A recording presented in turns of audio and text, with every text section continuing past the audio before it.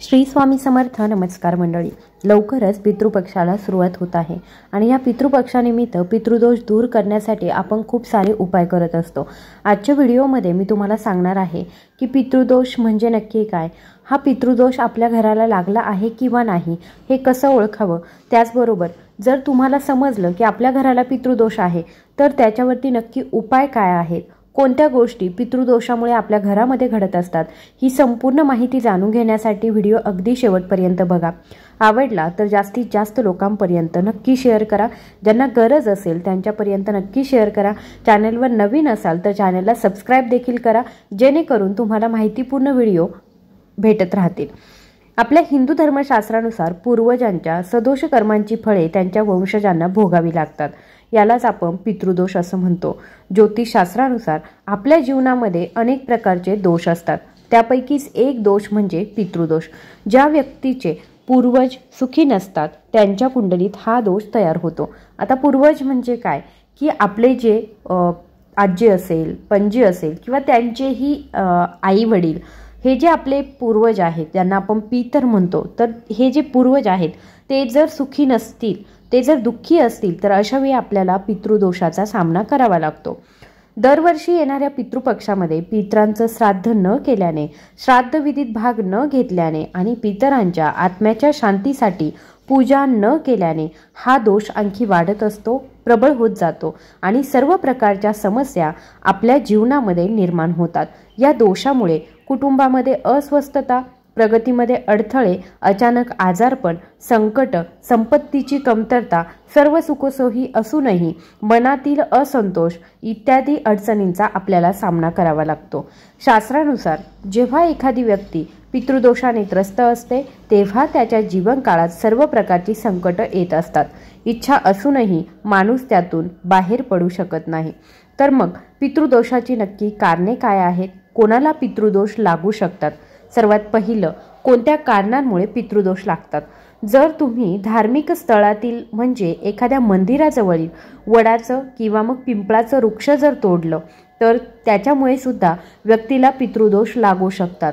का तर बघा, वडाचं वृक्ष असेल, पिंपळाचं वृक्ष असेल, हे जे वृक्ष आहे यांच्यामध्ये दैवी शक्ती आहे आणि असे वृक्ष तोड करणं किंवा असे वृक्ष तोडणं हे हिंदू धर्मशास्त्रानुसार चुकीचं मानलं जातं आणि त्याचबरोबर या वृक्षांची तोड केल्यामुळे पितृदोष सुद्धा लागतात. दुसरी गोष्ट, तुम्ही तुमच्या पितरांचं योग्य प्रकारे अंत्यसंस्कार आणि श्राद्ध केलं नसेल तरी सुद्धा तुमच्या घराला पितृदोष लागू शकतात. तुम्ही जर तुमच्या पूर्वजांना म्हणजे पितरांना विसरले किंवा मग त्यांचा अपमान केला तरी सुद्धा आपल्याला पितृदोष लागू शकतो. जर आपल्याकडून सापाची चुकी नसताना सुद्धा साप मारला गेला तरी सुद्धा आपल्याला पितृदोष लागू शकतो. तर आता ही झाली पितृदोष लागण्याची कारणे. आता पितृदोष असेल तर नक्की उपाय काय करायचे? तर पितृदोष दूर करण्यासाठी महागडे उपाय सांगण्यात येतात, पण कोणी एवढं खर्च करण्यास सक्षम नसेल तर काही साधे सोपे उपाय आणि स्वस्त उपाय करून सुद्धा पितृदोषाचा प्रभाव आपण कमी करू शकतो. सर्वात पहिली गोष्ट, कुंडलीमध्ये जर पितृदोष असेल तर त्या व्यक्तीने घरातल्या दक्षिण दिशेच्या भिंतीवरती आपल्या स्वर्गीय नातेवाईकांचा फोटो लावायचा आहे आणि त्यावर हार चढवायचा आहे आणि त्यांना आपल्याला पितृदोषातून मुक्तता मिळावी म्हणून प्रार्थना करायची आहे. दुसरी गोष्ट, स्वर्गीय नातेवाईकांच्या निर्वाण तिथीवर गरजू लोकांना किंवा मग ब्राह्मणाला भोजन करवावे. भोजनामध्ये मृतात्म्याचा आवडता पदार्थ सामील करावा. तिसरी गोष्ट, त्यांच्या तिथीवर शक्य असल्यास गरीब लोकांना कपडे आणि अन्नदान आपण करू शकतो. त्याचबरोबर पिंपळाच्या झाडावर दुपारी पाणी, फुलं, अक्षता, दूध, गंगाजल आणि काळे तीळ वाहावेत आणि स्वर्गीय नातेवाईकांचं स्मरण करून त्यांचा आपण आशीर्वाद घ्यावा. सोमवारी सकाळी आंघोळ करून बिना चप्पल शिवमंदिरामध्ये जाऊन आकड्याचे 21 फुलं, कच्ची लस्सी, बेलपत्र वाहून शिवाची पूजा करावी.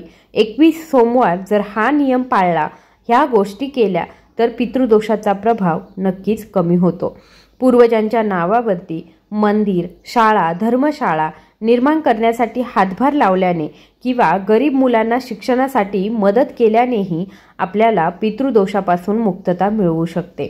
तर ही आहेत काही उपाय की जे आपण पितृदोषापासून मुक्तता मिळवण्यासाठी करू शकतो। आता अजून एक विधी केला जातो जो पितृपक्षामध्ये खूप महत्त्वाचा मानला जातो।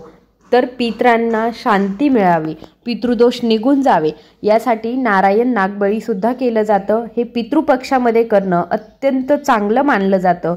तुम्ही बाकीच्या वेळी सुद्धा हे करू शकता, पण पितृपक्षामध्ये हे नारायण नागबळी करून घेणं महत्त्वाचं असतं।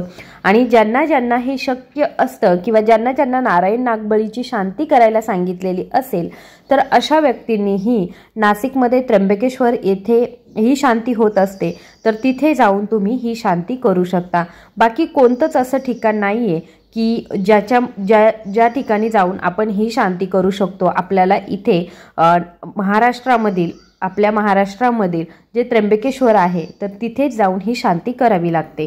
पितृपक्षामध्ये भरपूर प्रमाणामध्ये तिथे गर्दी असते, पण आपण सुद्धा आपल्याला जर अशी शांती करायला सांगितलेली असेल तर नक्कीच त्या ठिकाणी जाऊन आपण शांती करू शकतो। आय होप ही माहिती तुम्हाला आवडली असेल तर जास्तीत जास्त व्यक्तींपर्यंत नक्की शेअर करा। चॅनलवर नवीन असाल तर चॅनलला सबस्क्राईब करा। धन्यवाद।